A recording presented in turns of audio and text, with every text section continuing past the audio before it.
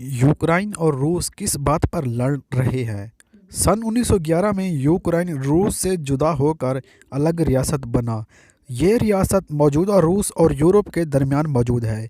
आज़ादी से पहले ये रूस और यूरोप का बॉर्डर था। यहाँ रूस ने अपने ज़्यादातर एटमी हथियार भी रखे थे।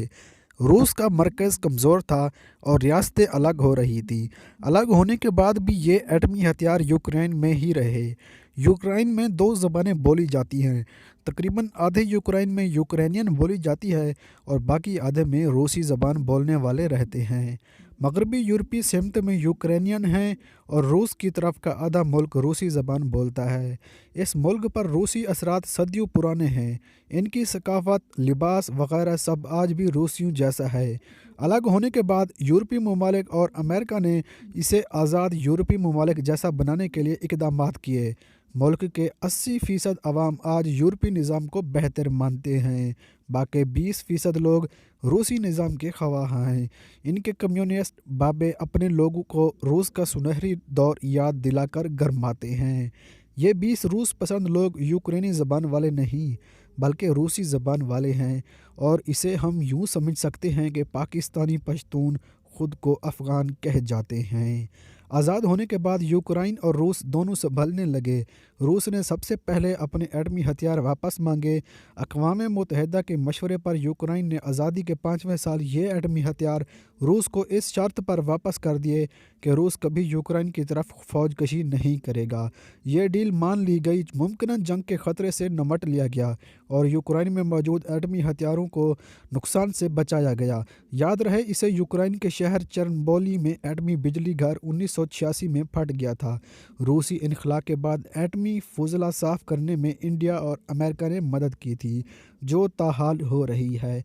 अब मसला ये है कि यूक्रेन के वज़ीर-ए-आज़म जब यूरोपीय यूनियन के साथ इल्हाक़ की बात करते हैं तो रूसी ज़बान वाले बिफर जाते हैं। जब रूसी इल्हाक़ की बात होती है तो यूक्रेनियन बोलने वाले सड़कों पर निकल आते हैं। ये मुल्क दो बड़ी ताकतों और दो बड़े आज़मों के बीच मैदान जंग बना हुआ है। यूक्रेन और रूस ने आपस में बहुत मुआहदे भी किए।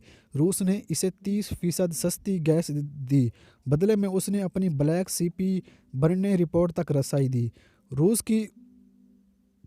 रूस ने उसे 30% सस्ती गैस दी, बदले में उसने अपने ब्लैक सी रिपोर्ट तक रसाई दी। रूस की इकॉनमी में गैस अहम किरदार अदा करता है।